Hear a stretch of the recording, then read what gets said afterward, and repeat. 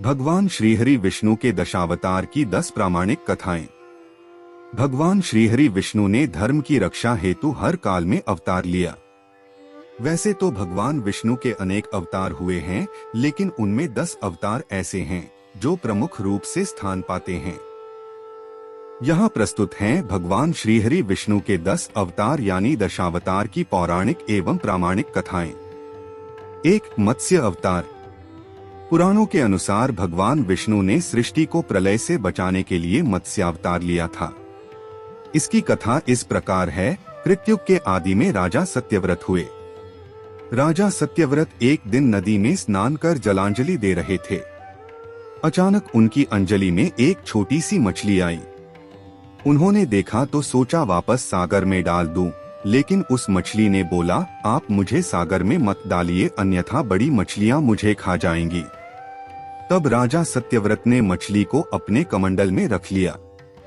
मछली और बड़ी हो गई तो राजा ने उसे अपने सरोवर में रखा। तब देखते ही देखते मछली और बड़ी हो गई। राजा को समझ आ गया कि यह कोई साधारण जीव नहीं है। राजा ने मछली से वास्तविक स्वरूप में आने की प्रार्थना की। राजा की प्रार्थना सुन साक्षात 4 भुजाधारी भगवान विष्णु प्रकट हो गए और उन्होंने कहा कि ये मेरा मत्स्यावतार है। भगवान ने सत्यव्रत से कहा, सुनो राजा सत्यव्रत, आज से 7 दिन बाद प्रलय होगी। तब मेरी प्रेरणा से एक विशाल नाव तुम्हारे पास आएगी। तुम सप्त ऋषियों, औषधियों, बीजों व प्राणियों के सूक्ष्म शरीर को लेकर उसमें बैठ जाना। जब तुम्हारी नाव डगमगाने लगेगी तब मैं मत्स्य के रूप में तुम्हारे पास आऊंगा। उस समय तुम वासुकी नाग के द्वारा उस नाव को मेरे सींग से बांध देना। उस समय प्रश्न पूछने पर मैं तुम्हें उत्तर दूंगा, जिससे मेरी महिमा जो परब्रह्म नाम से विख्यात है तुम्हारे हृदय में प्रकट हो जाएगी। तब समय आने पर मत्स्य रूपधारी भगवान विष्णु ने राजा सत्यव्रत को तत्वज्ञान का उपदेश दिया, जो मत्स्य पुराण नाम से प्रसिद्ध है। 2. कूर्म अवतार। धर्म ग्रंथों के अनुसार भगवान विष्णु ने कूर्म, कछुए का अवतार लेकर समुद्र मंथन में सहायता की थी। भगवान विष्णु के कूर्म अवतार को कच्छप अवतार भी कहते हैं। इसकी कथा इस प्रकार है। एक बार महर्षि दुर्वासा ने देवताओं के राजा इंद्र को श्राप देकर श्रीहीन कर दिया। इंद्र जब भगवान विष्णु के पास गए तो उन्होंने समुद्र मंथन करने के लिए कहा। तब इंद्र भगवान विष्णु के कहे अनुसार दैत्यों व देवताओं के साथ मिलकर समुद्र मंथन करने के लिए तैयार हो गए। समुद्र मंथन करने के लिए मंदराचल पर्वत को मथानी एवं नागराज वासुकी को नेति बनाया गया। देवताओं और दैत्यों ने अपना मतभेद भुलाकर मंदराचल को उखाड़ा और उसे समुद्र की ओर ले चले, लेकिन वे उसे अधिक दूर तक नहीं ले जा सके। तब भगवान विष्णु ने मंदराचल को समुद्र तट पर रख दिया। देवता और दैत्यों ने मंदराचल को समुद्र में डालकर नागराज वासुकी को नेति बनाया, किंतु मंदराचल के नीचे कोई आधार नहीं होने के कारण वह समुद्र में डूबने लगा। यह देखकर भगवान विष्णु विशाल कूर्म, कछुए का रूप धारण कर समुद्र में मंदराचल के आधार बन गए। भगवान कूर्म की विशाल पीठ पर मंदराचल तेजी से घूमने लगा और इस प्रकार समुद्र मंथन संपन्न हुआ। 3. वराह अवतार। धर्म ग्रंथों के अनुसार भगवान विष्णु ने दूसरा अवतार वराह रूप में लिया था।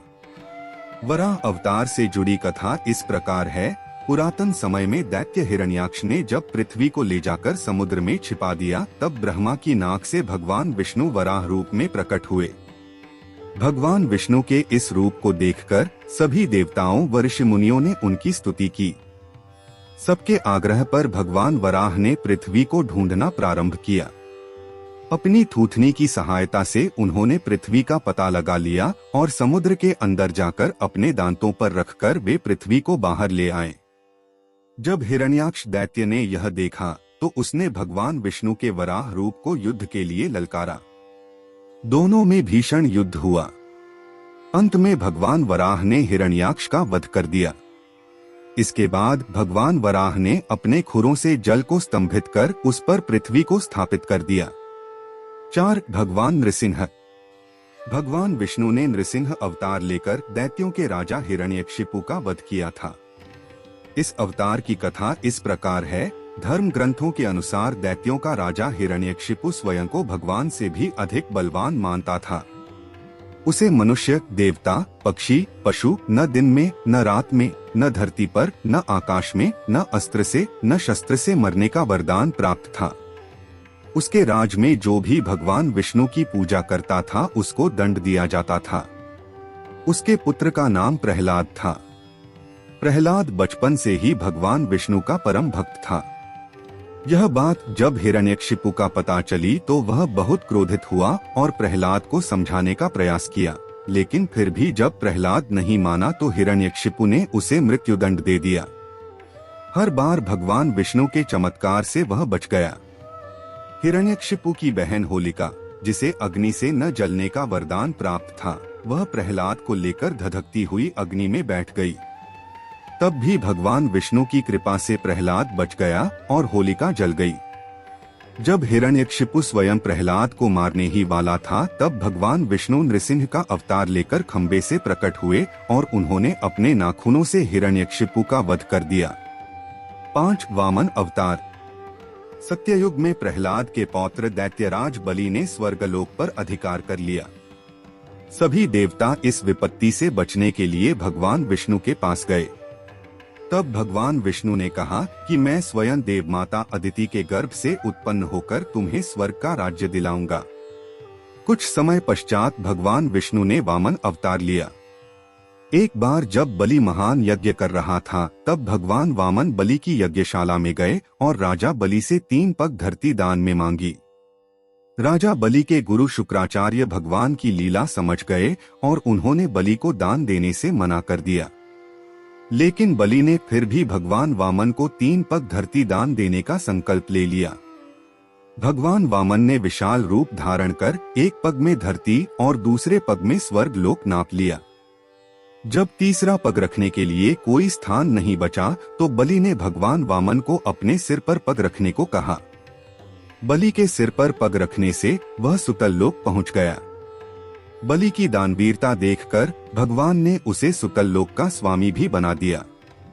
इस तरह भगवान वामन ने देवताओं की सहायता कर उन्हें स्वर्ग पुनः लौटाया। 6 श्री राम अवतार। त्रेतायुग में राक्षस राज रावण का बहुत आतंक था। उससे देवता भी डरते थे।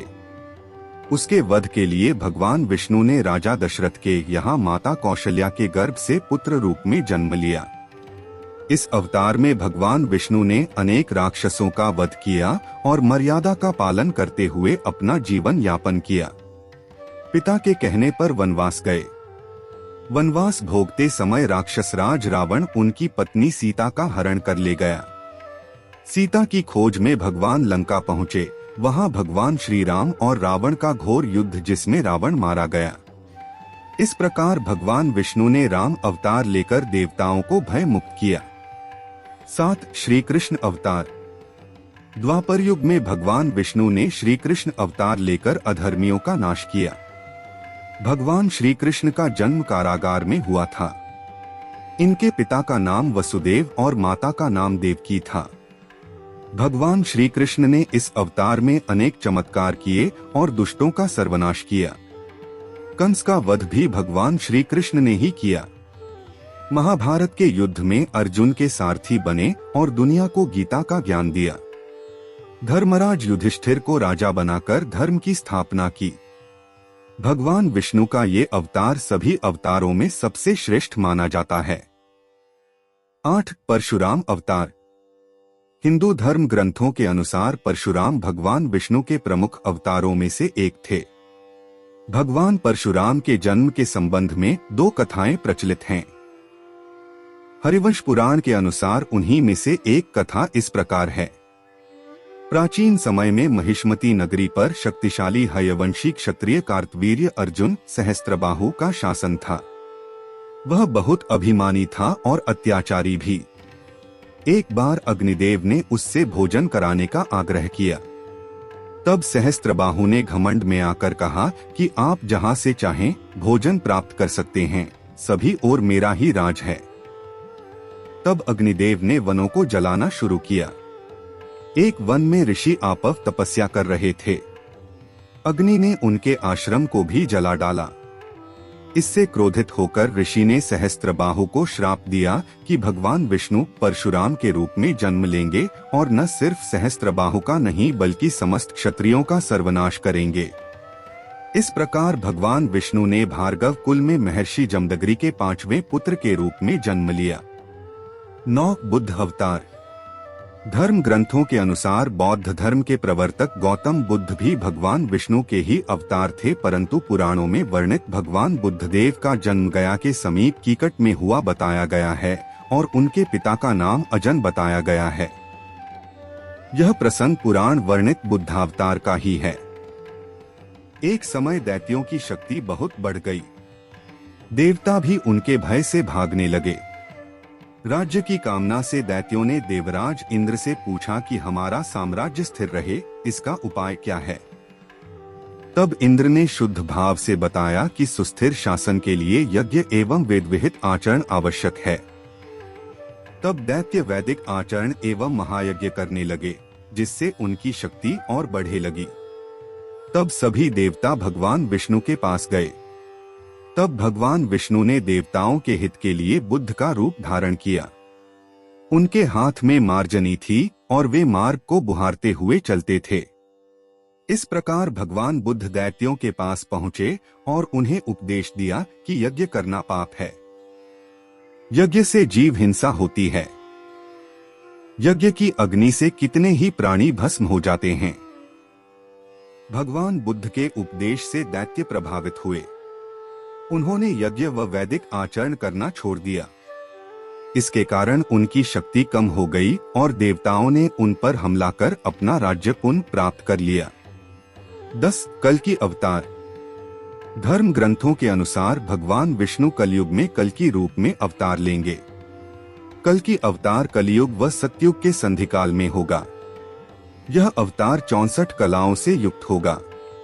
पुराणों के अनुसार उत्तर प्रदेश के मुरादाबाद जिले के शंभल नामक स्थान पर विष्णुषा नामक तपस्वी ब्राह्मण के घर भगवान कल्कि पुत्र रूप में जन्म लेंगे।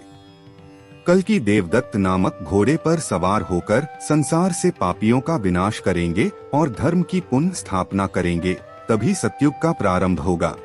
हमारे चैनल के साथ जुड़कर जीवन को ज्योतिर्मय बनाने, जीवन शैली को बेहतर करने और हिंदू और सनातन धर्म के बारे में समाज में जागरूकता फैलाने के लिए हमारे वीडियो को लाइक करें, ज़्यादा से ज़्यादा लोगों तक शेयर करें और हमारे चैनल को सब्सक्राइब करें।